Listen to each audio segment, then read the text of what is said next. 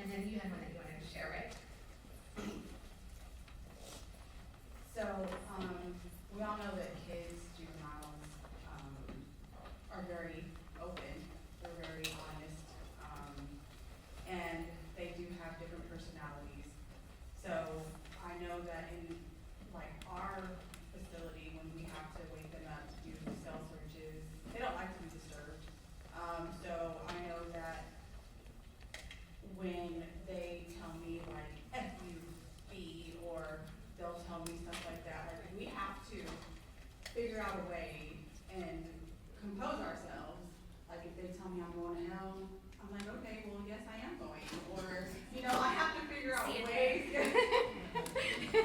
you know, we have to figure out ways to come back at them professionally. Like I know one time a juvenile said this, you need to shave, you know, your mustache is growing out, or something in that vicinity. And I said, I just forgot to line it up this morning, you know. So you have to, it's just the atmosphere and the things, like, because we do get criticized a lot, not only by the staff, but by the kids.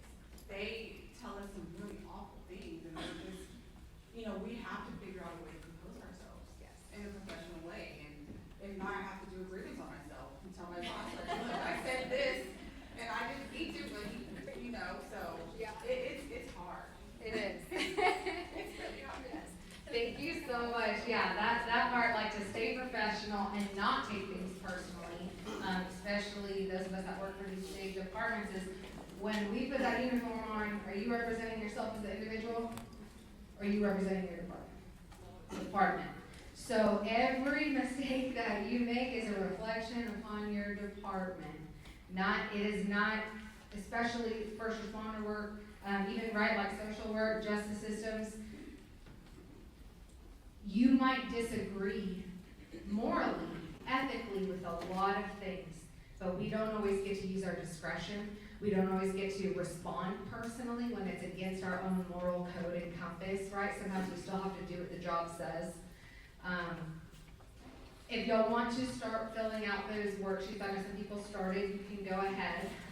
The first page, the front and the back of that one, is going to be for a situation that you've experienced at work. And then the second page is going to be in reference to a situation that you have experienced personally. So I'm going to give y'all a couple minutes to work on that, and then we'll talk about some things that we can do about stuff some of y'all already suggested.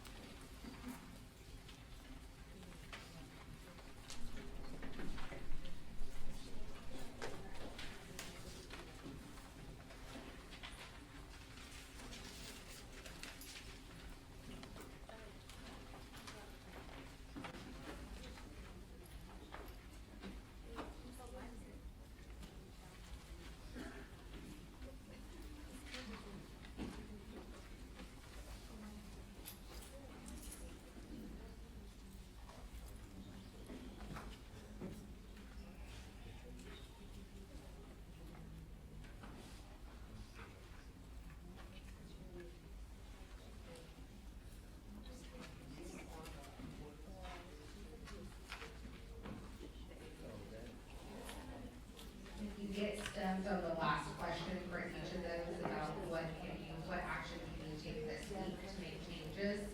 If you're not sure of some ideas, we're going to go over them in just a minute.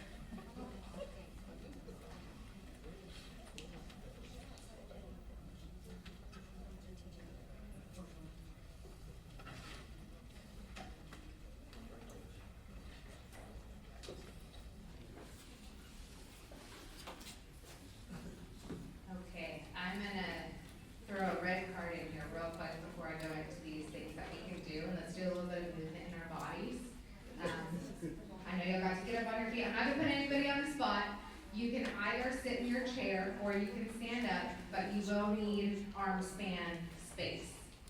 Okay, so just put your hands down. You can either stand or sit. We're gonna do a couple of body movements with a breathing technique. So there's two things that we're gonna do. One is when you're low energy and you need more energy, right? Because you're feeling really tired and fatigued. That one's called pulling prana. The next one that we're gonna do is called the sun breath. So if anybody's familiar with like yoga stuff, we're not doing official yoga, it's a body movement with breathing, I'm gonna call it. And that one's for when we're trying to calm ourselves down, trying to regulate when we need a minute to catch our breaths. So you can't do either one of them seating, but make sure you have enough space so you don't knock somebody next to you. And I'm gonna just try to project my voice a little bit. So on the breathing for the pulling prana, it's gonna be a reverse than like when we're trying to calm down. When we're trying to get energy in our bodies, the inhale and exhale lengths are gonna be reversed. So we're gonna do a long inhale through our nose, and you're gonna lift your arms up to your head. And then when we come down, we're gonna exhale, but you're gonna make a ha sound, okay? So you feel a bit silly, like you got the dragon breath, like you're trying to put out a fire, and we're gonna go ha. And it's gonna be like a pulling motion backward, okay? So we'll do it a couple of times. We'll do it 3 times, but it's a long inhale through the nose, and then the exhale down is ha. So if you allow yourself to feel silly, it's gonna be okay. We'll do that 3 times, okay? So go ahead and inhale, arms up, and ha. Inhale, arms up. One more time. Inhale, arms up. Okay. What do we do?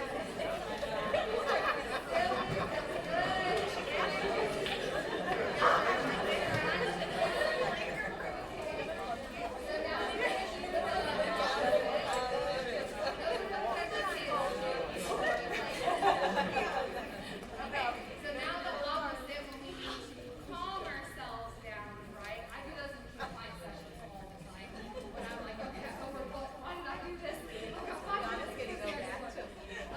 So sun breath is, we're gonna do a short inhale, long exhale. The inhale, again, through your nose if you can. Exhale is through your mouth like you're blowing out a candle. So it's a okay, so arms are gonna go out to the side, up, top, and inhale overhead. Hands are gonna come together, and then we're gonna go down to center and exhale. And if you have any sort of tension in back, neck, or shoulders, you can absolutely move or adjust. If you need to only do one side or the other, please listen to your body. Don't do anything that's gonna be uncomfortable. But we'll do that 3 times, so it's gonna be a pretty brief inhale to send hands together, and then down for a long exhale, okay? So go ahead and inhale. Together, long exhale to center. Inhale. Together, long exhale to center.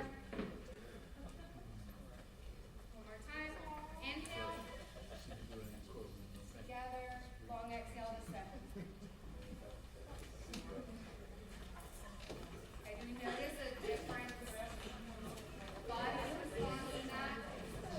Body sensation, mind, right? Like clarity, confidence. Yeah, let's get up and going right, Caleb. We're talking after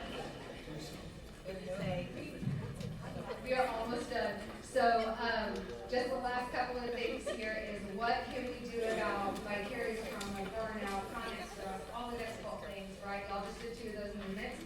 Feel free to use them anytime and teach them to others.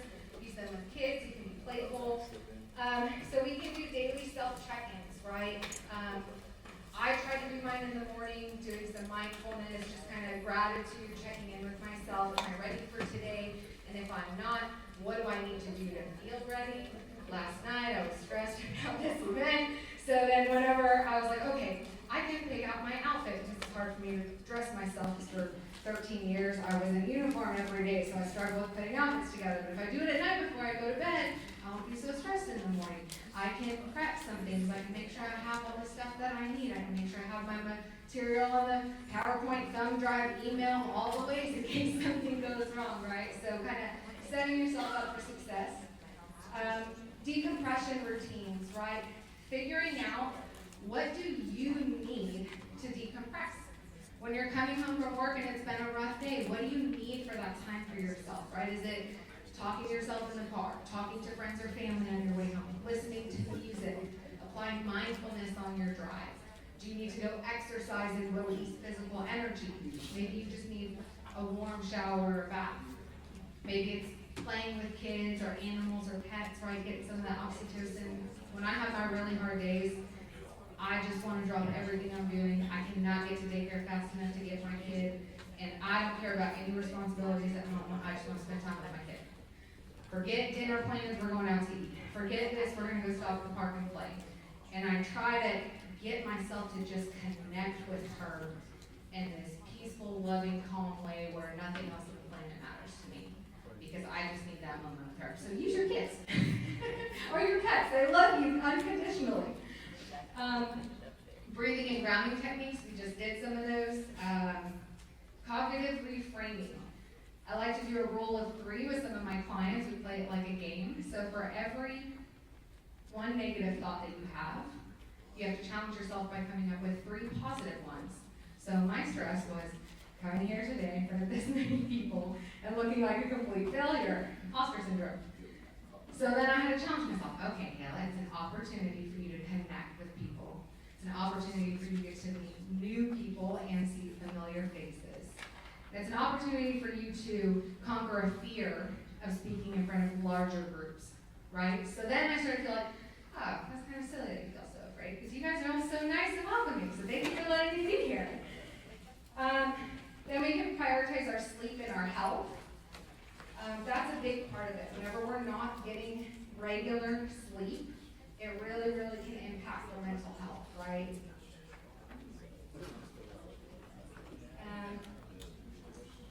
Changing your routine. Maybe you start things out differently. So this is kind of applying like CBT in a way about your routine. So maybe your morning routine looks different than it normally did. Maybe you take some time to yourself and you exercise in the morning rather than after work, so that you're up, you're more alert, and you've invested in yourself before you go out and take care of everybody else. And take care of the littles or the aging parents or family, whoever it is. You might need to do something like if it's work burnout, maybe you can redecorate your office space. Maybe you can do something different. Maybe you can change up some of your work routine. Instead of coming in and immediately checking emails, maybe you turn around and do something else. Maybe you spend a few minutes engaging with a coworker that you get along well with, right? Or you have a cup of coffee. Explore opportunities. Don't let yourself just feel stuck or trapped. You all are capable of so many things, and I know sometimes we get invested into a career path because we work so hard to get there, but that doesn't mean you have to stay there and that you're stuck in it. When I was going to college and I knew I wanted to become a cop, I actually wanted to become a federal agent, and then I never became a federal agent. I stayed in local law enforcement because I ended up loving it. I never would have thought that I would have become a therapist. Like, no way. If you would have asked me when I was 18 to 21 years old, would I sit at a desk multiple hours a day and just talk to people? Snoozeville. Until now, and I love it. I can't get enough of it. So, right, be open-minded, and sometimes even just exploring other opportunities to know, like, I am capable of something else if something popped up, can be really liberating and freeing for, like, your mental space to not feel like you're stuck in this position. And speak to a mentor or supervisor, because, like, I almost up and left Fort Bend County, and maybe things would have worked out at Fulsher, maybe not, maybe I would have been unhappy there too, but I do know that I'm glad I talked to that lieutenant who challenged my thoughts and helped me realize that I had more opportunity here, and then helped me take steps to those other opportunities, right? Sometimes we just don't know what options are out there. You can try emotional buffering, using humor. Who likes to use humor, comedy, stuff like that whenever they're in a bad mood, right? Yeah, we have a lot of Brooklyn Nine-Nine on at our house, and Impractical Jokers, stuff like that, comedians trying to relieve the stress. Seek support, whether that be family, friends, peer support, colleagues, or mental health professionals. And then the last thing is get to know yourself. Like, who are you beyond the professional? Who are you beyond your roles, right? Maybe you're a parent, a friend, a daughter, a son, a sibling, a coworker, a cousin, whatever it is, but getting to know yourself beyond that. What brings you joy? What have you accomplished in your life and the milestones that you've met that you can look back and go, yeah, I'm doing okay, I'm doing all right. That took a lot of work for me to do that. So, get to know yourself. Thank you all so much. That's my contact information. If you have any questions, please feel free to reach out and have a wonderful day.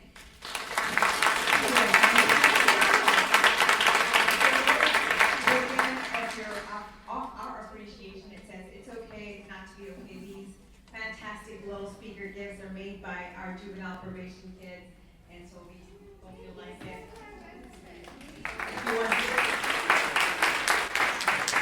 All right, we have a break now for the next 10 minutes, and so we will see you back here in 10 minutes. There are snacks out there in the hallway. Please do go grab the snacks in the room that the breakfast was at 1 and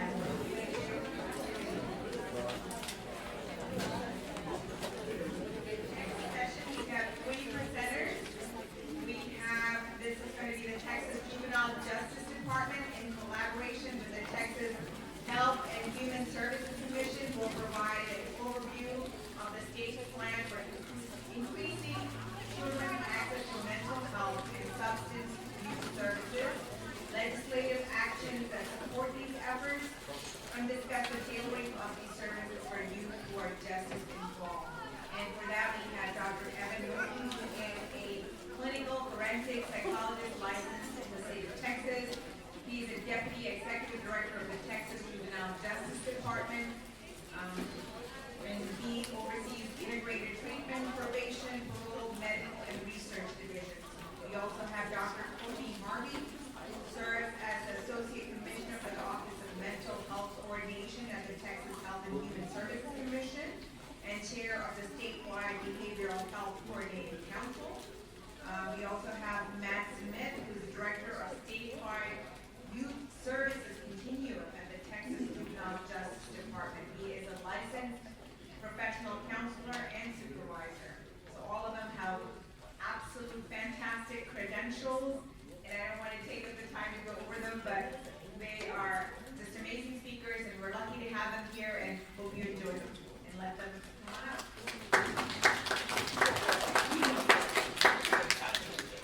Thank you so much for having us today. So this is Courtney Harvey and Matt Smith here. We're going to rotate out a little bit for the sake of time, but I wanted to start off and kick off this conversation with a poll.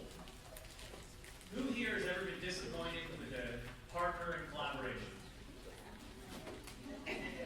Everyone probably should raise their hand. So I was reflecting on when they asked us to do this talk. So, okay, what's most pertinent, what's most helpful to this group?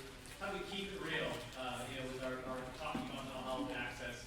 And I was thinking to myself, kind of about my own journey with this. And I said, how did I get to a point where I can work across systems, reach across aisles, and work with partners? And honestly, Dr. Harvey, I think, embodies this better than anyone I really know. And so I realized that the key is the DBT principle of everyone's doing the best they can, and I need them to do better. Or they're doing the best they can with what they have currently. And when I started to flip that script, and I started to think about that with partnerships with Dr. Harvey, with DFPS, with TEA, I realized it wasn't so much about they're not meeting my needs and I'm frustrated. Because if I had $1 for every time I was frustrated with a partner, I'd probably be able to retire at this point. For context, I'm in my 30s. But I realized if I entered every relationship and every partnership, and I reached out and with grace and understanding that we're all doing the best we can, and we all need to be doing a little bit better, that transformed my life. And that's what allowed me to go from, banging my head against the wall, wondering why the to developing and fostering partnerships, connecting and making relationships that allow us to actually get to our core function, which is helping the young people in Texas who need help. And so that was sort of when I was thinking about how we wanted to present this information, that was sort of the catalyst for me.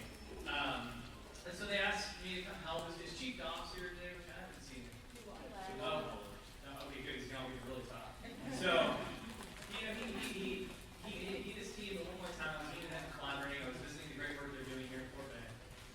And one of his team members, who will remain nameless, basically said, if I could just get XYZ person on an XYZ agency to do their part of the job, like, we would do a lot better.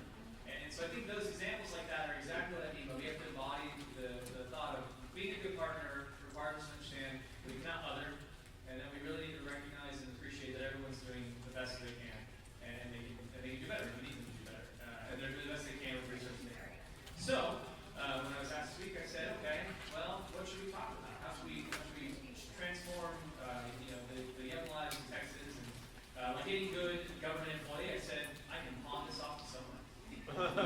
And so I asked Dr. Courtney Harvey and Matt Smith here if they'd be willing to speak on some of the really in the weeds, in the trenches sort of work that we're doing to increase access to effective behavioral mental health services for young Texans. And so that was my spiel to kick us off. I have a couple of Q&A questions if we end up having time for that I'd like these to answer, but I think this is most beneficial too if it's interactive. And so if y'all can also think of things that you're curious about as they go through the presentation, it'd be great if we could save a little time for that again. So without further ado, Dr. Courtney.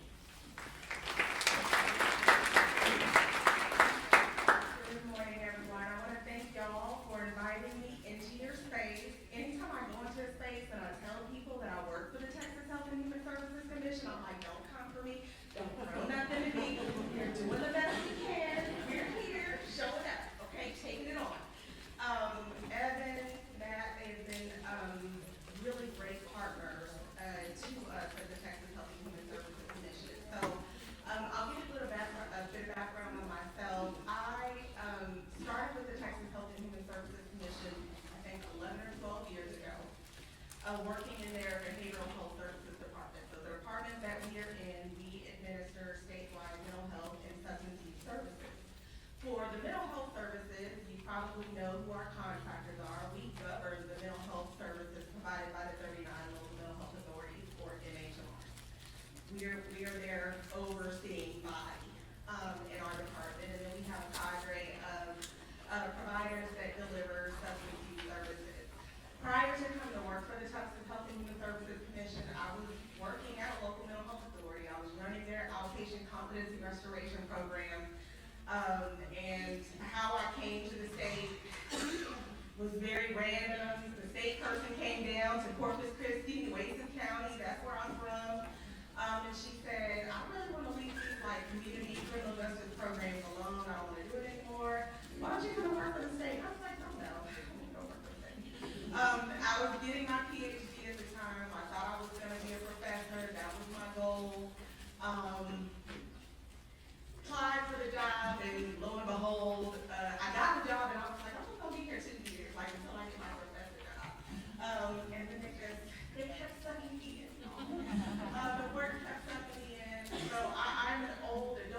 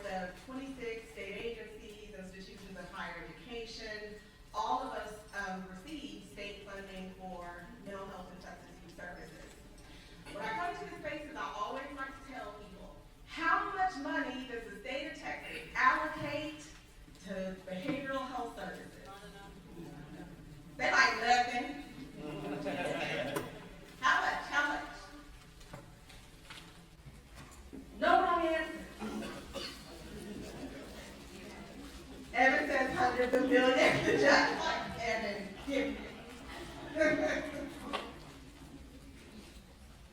look like y'all wanna say something.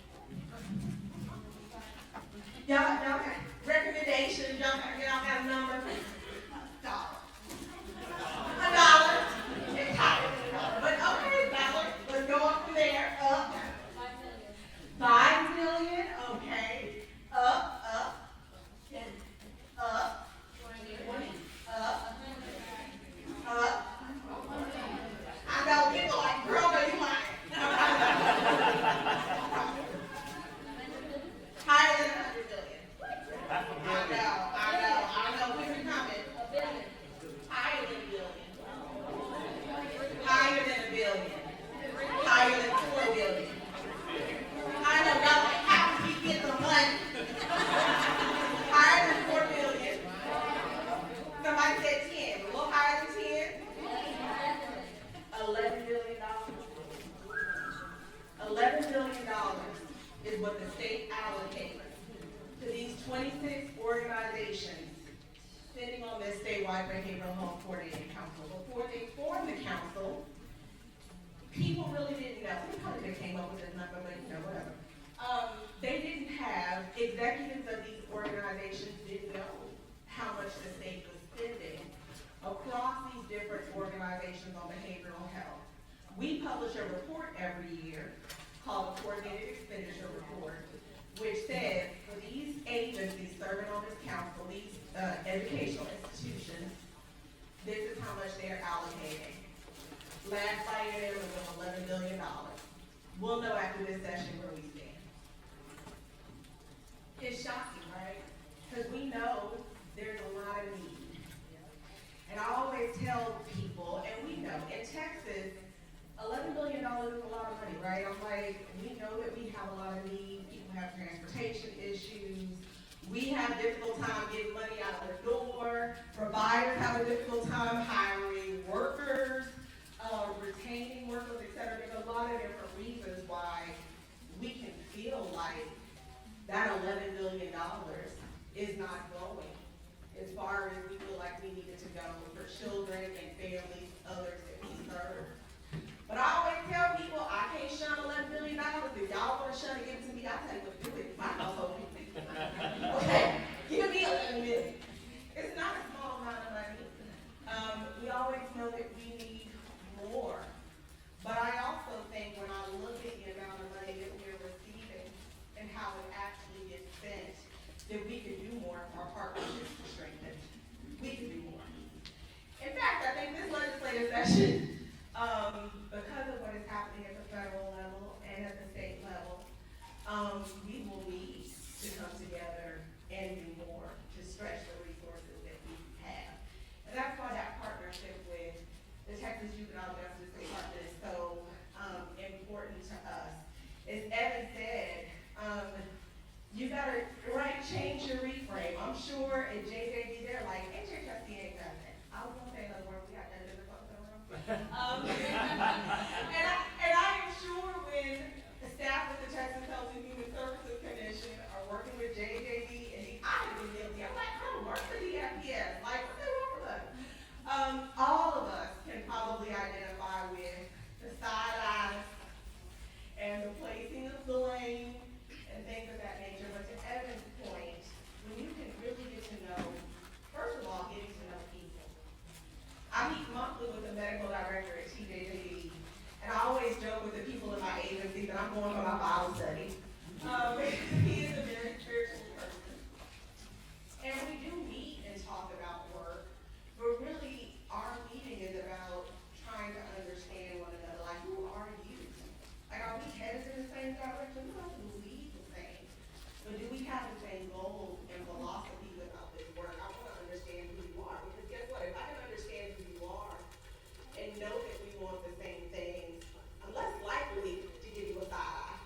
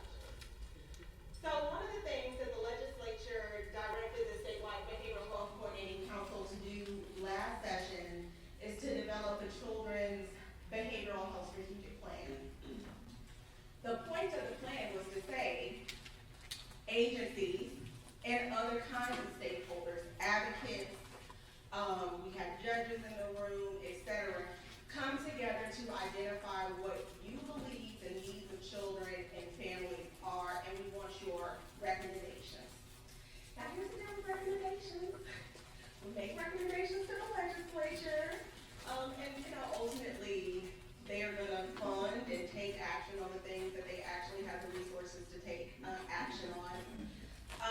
I'll be the first to own, there are 31 recommendations in the strategic plan, 31. If you've not seen it, we can give a link to you so that you have it. They're very practical, recommendations, I think. Recommendations to expand things like outpatient, treatment, partial hospitalization services, inpatient partial hospitalization services, multi-systemic therapy, youth crisis outreach teams, et cetera, very practical things. But it will take resources to expand those things statewide, so that we have bigger reach. So we said in this plan, what are some of the things that, we hear from providers that they're struggling with, in terms of services, but also just infrastructure. One of the things we spend a lot of time talking about, and I'm sure you all do too, is the behavioral health workforce. I was speaking to a gentleman today, Mohammed, I don't know where you are, he's interested in becoming a clinical psychologist. I think there's something like, there's less than 1,600 psychologists in the state of Texas, the entire state. Licensed psychologists, less than 1,600. The numbers are higher when you're talking about social workers, when you're talking about licensed professional counselors. You see numbers above 10,000, and those numbers still less than 15,000. Okay, these are licensed professionals. And so we always say we have a workforce need. How do we get people in, and how do we retain them? Right, when we just heard about some of the stressful circumstances that we are in, how do we attract them to the field? So in prior sessions, in this legislative session, there has been some work to grow the behavioral health pipeline, offering things like loan repayment services for certain kinds of mental health professionals, targeting those that work in rural communities, particularly, or that work in other kinds of settings like state hospitals, or local mental health authorities, for example. There's been some legislative direction for universities to craft new kinds of programs, to attract students into those kinds of programs and to work to retain them, putting them in the licensure pipeline. You got people graduating, but those graduates don't necessarily make it to the licensing pipeline, where they can practice. Some of that is related to supervision. My supervision was, I think, $300 a month, right? And when you're struggling, not $300 a month to be paying this. So offering things like free supervision, for example. Another thing that we heard from providers was behavioral health parity. We really don't treat mental health and substance use conditions, the treatment of those things, like we do physical health conditions. Reimbursement rates tend to be lower.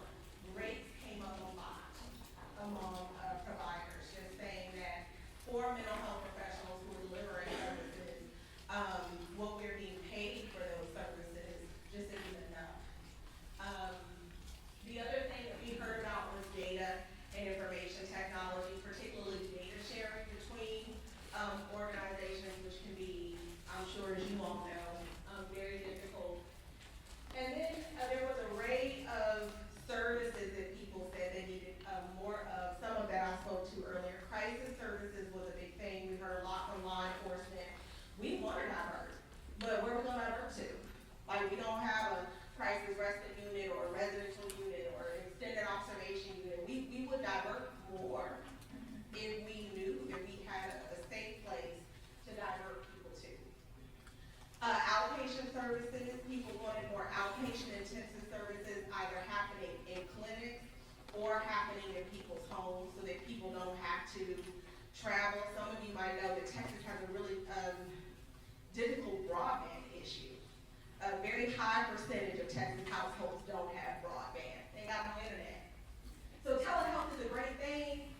If you got over 60% of your households in Texas that don't have internet, how are you going to deliver telehealth services?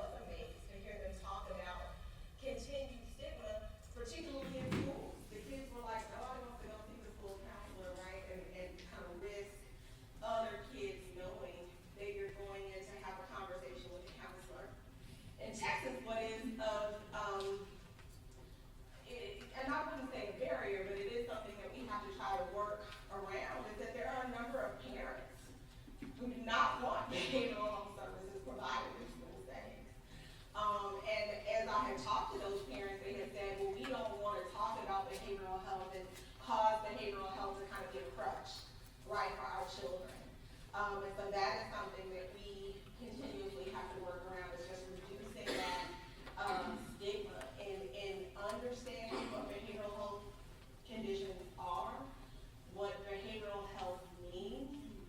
And you know, I tell people all the time, my mother's a very spiritual person. My mother's like, girl, you over here trying to talk to the counselor, I'm gonna talk to God. You ain't talk to God, but I'm girl. I'm like, well, God is a wonderful counselor, Mom. You know, He has blessed us to learn how to deal with these conditions. So that stigma is still very, very, very present. Prevention and early intervention care. If you look at that $11 billion of funding, we don't have a good way of tracking this, but this is what my spidey sense tells me. My spidey sense tells me that we probably spend more money in crisis, outpatient care, and above. It's really difficult to get more money in prevention and early intervention. And part of the reason why I think that's so difficult is because we work on bienniums, right? Like people want to see outcomes in 2 years, when prevention, early intervention services probably need more like 5 to 10 years before you really see, you know, outcomes. And so that, I would say prevention and early intervention services is really an area where we really need ongoing training to help people understand the benefits of investing financial resources in prevention and early intervention services. Outpatient care, again, I spoke to that a little earlier in terms of intensive outpatient services that are clinic-based or in-home based. For this population, really in-home based services in as much as possible. Residential care is another thing that we heard from probation officers and others. What we heard is that there is a need for secure residential placements. In terms of mental health, what the Health and Human Services Commission funds, our facility-based services are not secure, right? I mean, you can take children to some of these places, they will get crisis care, follow-up care, treatment, et cetera, but they are not secure placements. So that's something that we are in communication with at JJD to try to figure out how we will go about establishing secure kinds of facilities. And then of course I spoke to inpatient care and crisis care earlier as well. So the legislative session is on Monday. Yes, we are very excited. We will see how the budget shakes out in terms of what amount of money we're actually allocated. I'm very curious to see what the total budget across the organizations is looking like this session. I am an idealist. I'm also a realist. And we are in a time that is a bit trying as far as, you know, loss of funding sources, not necessarily at the state level, but at least the federal level. Many of our suicide prevention services, for example, are exclusively federally funded. And we don't know if some of those kinds of services are on the chopping block, unfortunately. But again, that's why I go to the power of partnership. Because I'm like, okay, if our money is getting tighter, how are we going to come together to collectively plan for the build out of these services? What can we do with the existing resources if the money that we get isn't going to stretch as far as we, you know, hope it would? And I do think that is the position. I feel like in behavioral health we've always been in that place, like we always trying to MacGyver some stuff. But really in these times, I think it is going to be ever more important. So your partnerships, coming to the table to really understand the needs of your partners and the barriers that they are trying to solution in their individual systems and how those things impact you all collectively is so important. So with that, I'll turn it over to Beth.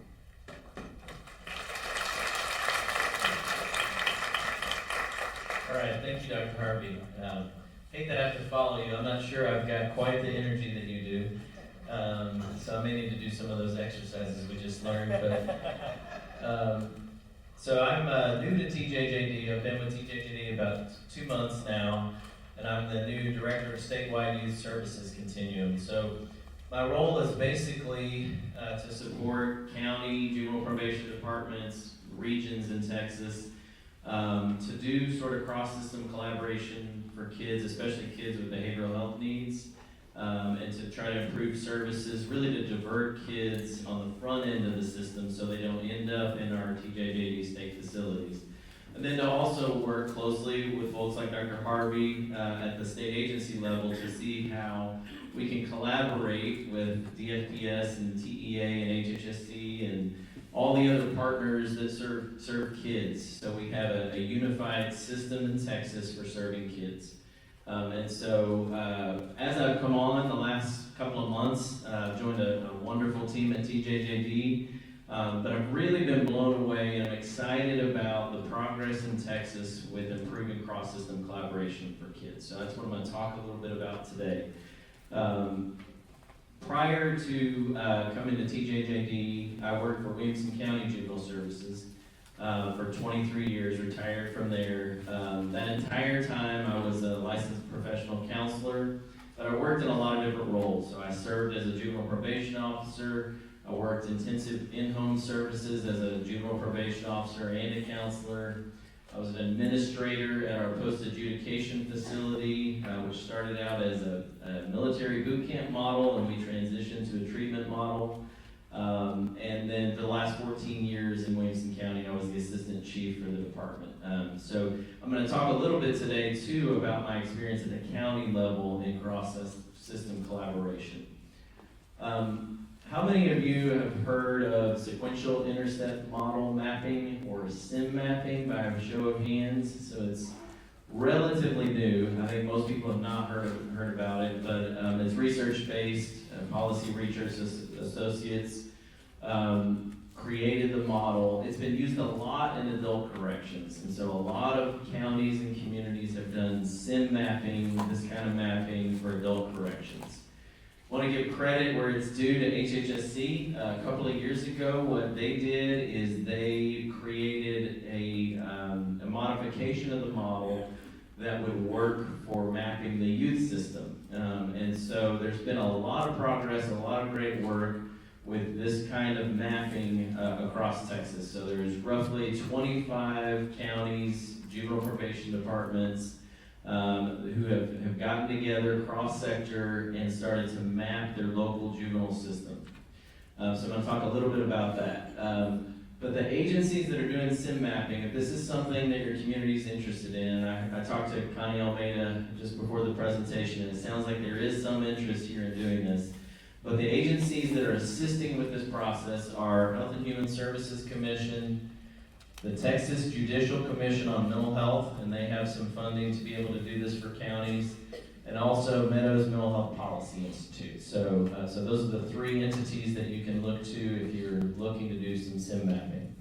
So what is SIM mapping? SIM mapping is a lot of what we've been talking about. It's really focused on diverting kids from juvenile justice involvement, and then if they do have to come into the juvenile system, keeping them as shallow as possible. And it's focused on kids with substance use needs, behavioral health needs, mental health needs in the system. So the idea is, how can we find off-ramps for kids as they're entering the system? And so that's sort of what this slide is showing here. And the intercept piece of the SIM model is, let's look at all the key decision-making points that lead to a kid becoming involved with the juvenile system.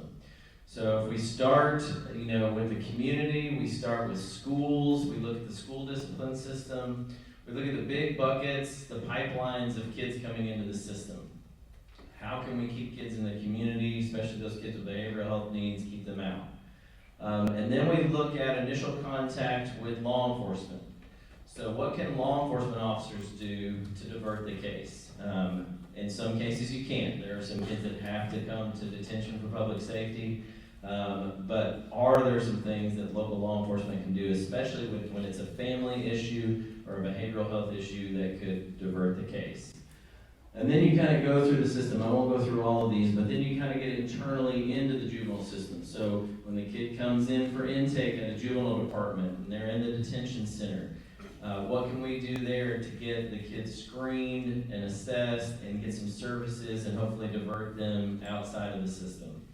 When the kid goes to court, what can the prosecutor do to look at these cases differently? What can the judge do?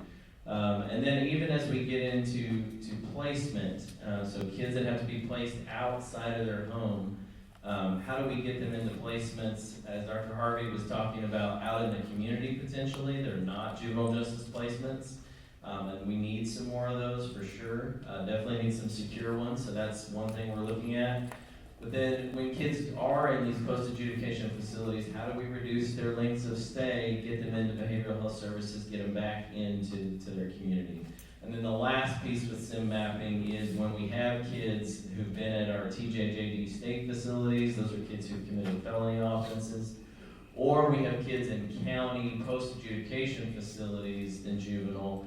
How do we focus on reentry and make sure those kids are shored up, they have the access to services they need?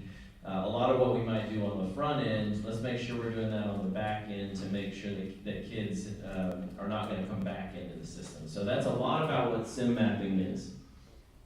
So I want to just give you a brief synopsis of what we discovered. We did this in partnership with Meadows Mental Health Policy Institute in Williamson County just before I retired. And so just want to give you an understanding of some of the outcomes of that process. So Williamson County, I don't know if you all are familiar, just north of Austin, Round Rock's the biggest city. It's a large county in Texas, it's growing. Very much like Fort Bend in that, for the size of the county, pretty resource rich, right? So we had a lot of services, we had a lot of cross-agency collaboration already. One of the things I want to really praise you all for is your cross-system collaboration. And so it's rare, and I don't know if you all know this, but it's rare that a county has a behavioral health team like Connie's team that she's leading that does this cross-system work.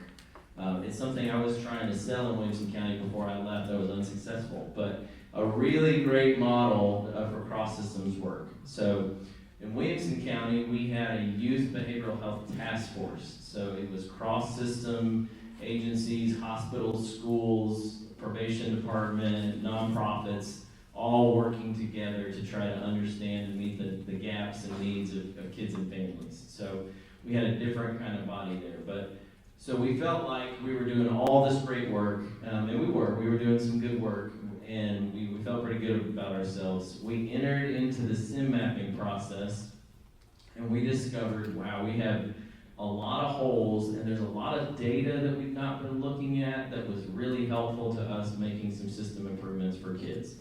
So here's a couple things we've discovered. Is school vaping an issue here in this county? Do we have school folks, juvenile, law enforcement? So one of the biggest issues across the state, everybody's raising their hand. So a few years back, some of you that know the system pretty well, kids who were caught with THC vapes on campus were being expelled to the Juvenile Justice Alternative Education Program. So that's the year that we did this mapping. There's been a little bit of change in legislation, but what happens now is a lot of these kids are in the DAEP campus, the disciplinary campus in their school district. So those campuses are now flooded. But what we realized through sim mapping is that particular year, 75% of the kids that were being expelled for vaping, right? And they were being expelled for vaping in these THC pens that they were getting from convenience stores, right? And so that's the soapbox I won't get into. Then they were sitting in school next to a kid who committed aggravated robbery, aggravated sexual assault, so some reasons to try to divert some of these cases. When we looked at our data further, we realized that 70% of those expulsions were coming from one district out of 12 in Williamson County.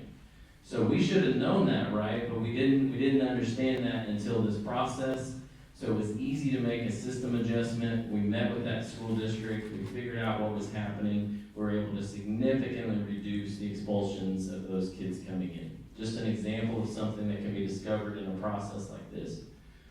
The other thing we did is one of our districts, Hutto ISD, they were not the one with the problem, but they said, hey, we can do something at a law enforcement level. So again, back to that law enforcement intercept on the SIM map, we can operate a first offender program. We have statutory authority to be able to do that. And then those cases don't even need to be processed. We can keep the kid at the school. We'll make sure they get services. They have to comply with some classes and some other responsibilities and some community service. But if they do that, they don't need to be sent to detention. They don't need to be arrested. And so it was the first time ever in Williamson County that we had an ISD police department operating a first offender program, and it took care of a lot of the vaping cases in that county, both vaping for THC and vaping for nicotine. So just a real forward-thinking process that came out of our SIM mapping. Our prosecutor's office said, we really don't want to prosecute, once they looked at the numbers, we really don't want to prosecute these kids for first-time vaping offenses. And so they said, hey, we'll give you juvenile services the ability to put these kids in a first offender program at the probation department level if there's an arrest made. So they worked at their level, at that intercept, to tackle this issue. One of the other things we recognized, we looked at our total arrests for that year, and this may be common across the state, I think it is, not sure how it looks here in Fort Bend. But we looked at our big offense categories. We were like, how can we make some system improvements for kids with behavioral health needs in these big offense categories? 1 out of 5 offenses that year in Williamson County, juvenile, was for assault family violence. So we had so many of those cases coming in, crisis cases, and how many of those had either a family behavioral health need or a youth behavioral health need or both that could be diverted. And so our county took notice of that. Our local mental health authority jumped on board, Blue Bonnet Trails. They started offering crisis respite services to kids who needed a short-term stay outside of their home. And then the juvenile department shifted a bunch of resources. We had this process, we had a lot of resources, but we were looking at it and we said, we're waiting for kids to have to go through the court process before we're initiating a lot of these services. What if we moved some of these services to the front end?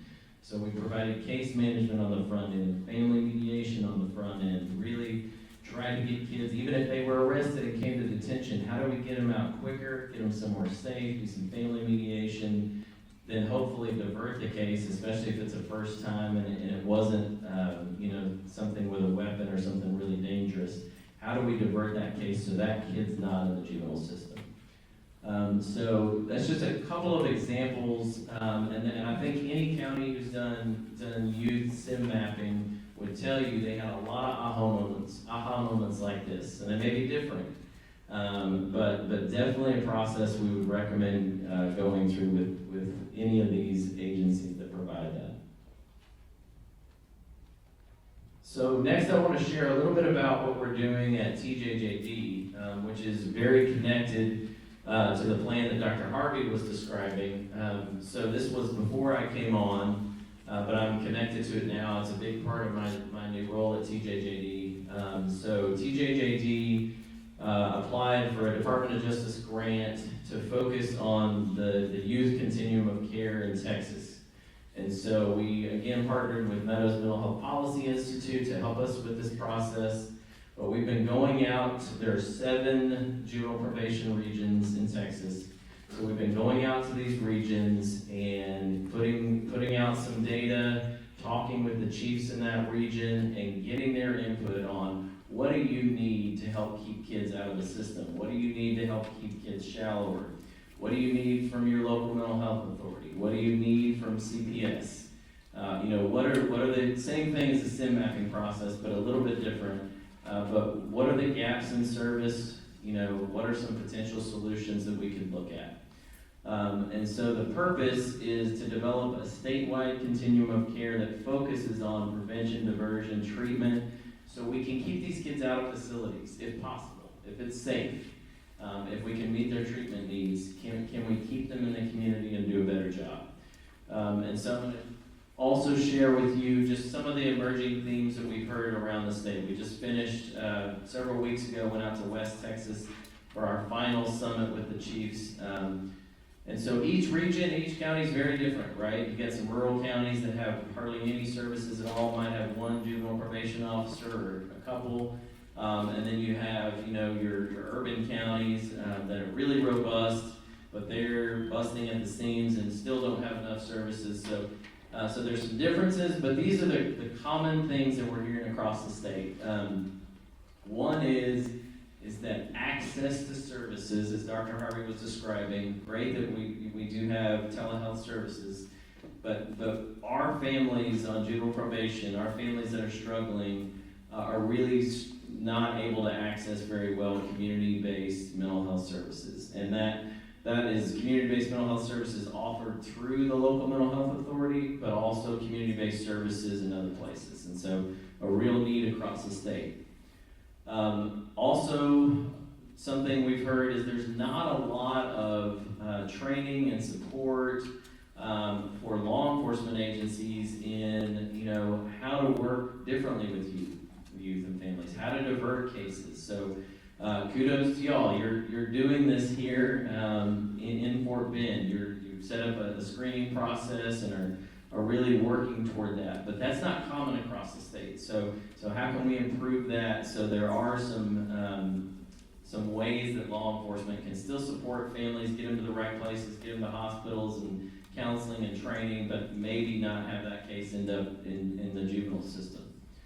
IDD services, huge issue. Backlogs for kids in the community with IDD, and then what happens in juvenile is they get stuck in our detention centers because they're not safe in many cases to be out in the community. And so how do we get them into some better services that are not in the juvenile system? School-based diversion, we talked about that, talked about vaping, but also terroristic threat is an issue in schools, that a lot of kids getting arrested there. And then truancy kind of went away over the pandemic, but it's coming back. So kids are starting to be criminalized again for truancy. How can we meet the need of truancy, get kids back in school, but maybe not have it be in the juvenile system? Specialized treatment, something we're focused on. Kids, especially kids who are aggressive, violent offenders, they're not appropriate for most of the resources that are out there. So there are private psychiatric hospitals that say that kid's too aggressive, can't come here. There are a real lack of those secure residential placements for kids that are violent and aggressive. So what can we do in collaboration at the state to be able to make this a little bit better? Inpatient treatment beds, same thing. Cross-agency coordination. So a lot of the communities said, we're all working in silos. We can't get CPS to the table here in juvenile, or CPS has a good program here, but we can't get the local mental health authority to the table, those types of things. So you all are really doing a good job here. This I want to give you kudos to, because this conference is a great example. It's exactly what communities need to be doing, is cross systems coming together to try to solve the issues. Case processing, so I'm not sure how that works here, but there are a lot of jurisdictions in Texas, because of staffing shortages, maybe at the prosecutor level, maybe it's a lack of defense attorneys, maybe it's the courts themselves, but they had a backlog and they just kids have to stay in detention longer, or their case gets backed up because they simply don't have the services. So are there processes that we can put in place that would help with some of that? Family-based services and prevention, not enough of those, especially there's not a lot of in-home services for families, and that's there are some options through the LMHA, but not enough to be able to really cover the needs, or not intensive enough sometimes to be able to cover the needs of the kids and families. And then what's kind of driving all this, what we've heard around the state, is the workforce shortages. In juvenile departments, there are workforce shortages. In schools, there are workforce shortages. In behavioral health, CPS, of course. And so how do we, that is probably not going to change this legislative session or anytime soon. So how do we work smarter, and how do we do some things more collaboratively so we can make this better? So I'm gonna stop there and turn it back over to Dr. Norton, and so we'll have a little bit of time for Q&A. But last thing I want to say is just kudos to y'all. One of the things TJJD does is we offer some state funds that counties can apply for to put in innovative programs in prevention, intervention, and communities. I don't know if you all know this, but your department here operates a prevention and intervention program that works in the schools to identify kids before they get arrested. So it's really innovative. It's $230,000 a year that's coming in. So the fact that your juvenile department is applying for those funds, and the fact that your community is really focused on prevention and diversion is such a plus. We don't see that across the state everywhere. So just I think y'all are really on the right page with a lot of things. Just want to encourage you to keep that momentum going.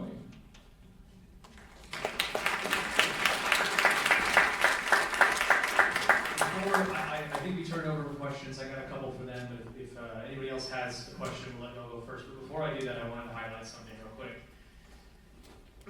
I got to work with Dr. Courtney Harvey and her team on this plan, and it had over 24 representatives from different city agencies, lots of input. Getting it down to what was 31 recommendations was a feat, because it was a whole lot more initially. And we had to make something that was digestible and that was likely going to get momentum in the legislature, knowing the legislatures as they exist today. You can steal the ideas in this plan. So just because it's a state level plan that is looking for funding in different spaces, a lot of these concepts ring very true to what counties can build in their capacity. So, shameless plug, it's a great plan, it's well thought out, it was very well done by Dr. Harvey and her team, and obviously they had great input from people like TJJD, but ultimately, steal the plan. Take the things that make sense for your communities and utilize them. There's some really great work done around local crisis outreach teams, youth crisis outreach teams, system navigators, things like that. So, we'll certainly make sure that that's available to y'all. It's pretty easy to access, but just wanted to put a plug there that this isn't sort of copyrighted material. Take it, make sense of it for your communities. With that, do we have any questions for any of the three of us?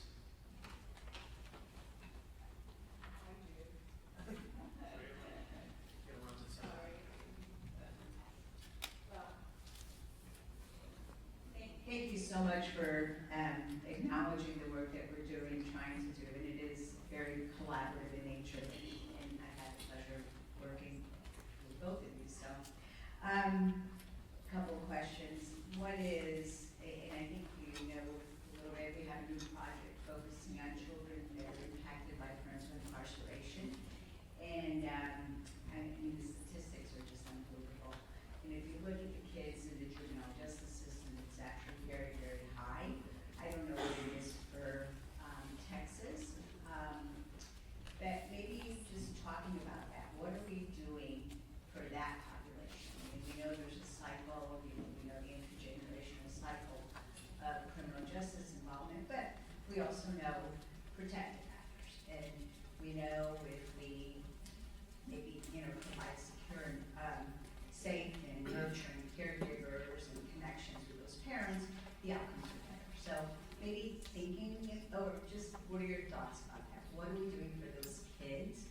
And there's a lot of those kids, especially in the juvenile justice system. Maybe kind of related to that, children that are involved in CPS and juvenile justice also. We know that this is a state that there's still very few options for parents, so parents are often calling child welfare systems and juvenile justice to get help for their kids. Two easy questions, I'm sure you can address that. We'll have to solve this one.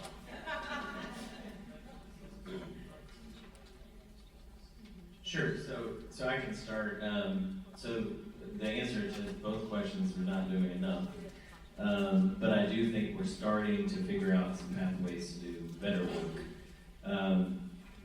With regard to the children of incarcerated parents, one of the mechanisms at TJJD that we have is similar to the prevention funding that you all are using for your school-based intervention.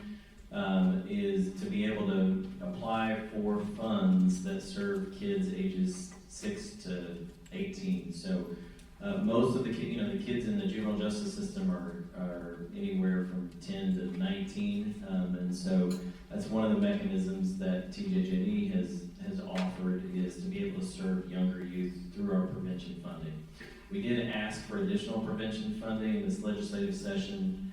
It's not quite done yet, but it's not looking like we're going to get that additional funding for prevention intervention. But it's definitely something in the next session, coordinated effort, that we'll be looking to do.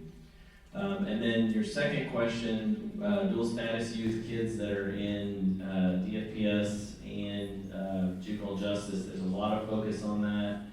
And so they're same kind of thing. There are some programs around the state that are doing a pretty good job. Bexar County is an example.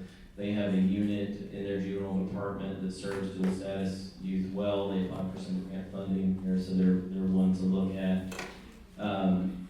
But we at the state level are also creating some mechanisms. So one of the things that Dr. Harvey's been helping us with is to create an interactive map of all these new resources and services within DFPS, TJJD, and HHSC, so that, for example, there are relatively new liaisons within DFPS that are focused on juvenile justice, but a lot of folks don't know about them. And so how do we get them connected? How do we, instead of having to look at 3 different maps, how do we put all that in one place? How do we get those people communicating at the state level and the local level so that we can make improvement for that? So we don't have it yet, but it is being developed. Just a comment to your question about those kids that are newly involved. HHSC, I'll start with just troubleshooting cases. So we have a children's mental health unit that has several meetings with DFPS, standing meetings, and we've created an escalation process to us. That if it can't be resolved at our program level, at the caseworker level, then we've got a process in place to escalate that to our shared executive commissioners for intervention. They're direct reports. So that's one piece. The other thing that I think was pretty significant this session is going into the legislative session. Chandra Carter, E.D. Carter, Executive Commissioner Young, and Stephanie Bute, who is the commissioner. These are your head leaders who came together and said, here's what we believe across our 3 agencies are the priorities. They communicated that to the governor's office, and we took that request downtown. A lot of the things in our requests, do I think they're going to be funded this session? Probably not. Is that a bit disheartening? Sure. We know that sometimes that is just how things shake out in the legislative session, but since I have been at HHSC these 12 years, and maybe it's just because I haven't been privy to these conversations, I've never been a part of seeing our agency heads come together to make a shared request. I've never seen it. And that is something that sounds maybe administrative, and some people would say, well, why is that significant? But it's significant because we can work together at the program level and come up with all kinds of great plans, and I'm sure you all feel this, but if your leadership is not on board, all you got is a great plan. You don't have any authority over the funding decisions, right? Our leaders do though. So to see them come together with that kind of plan, I have no doubt in my mind that is going to continue into next session. Those kinds of things to me have been pretty significant work that we have been doing. It's lunchtime. Well, thank you guys so much for your time.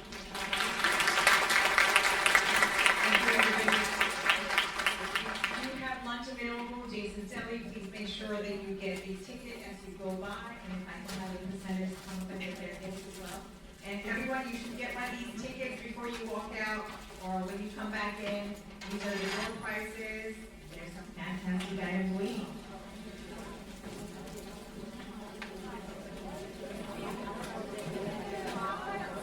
Okay, if you don't have a ticket, come up.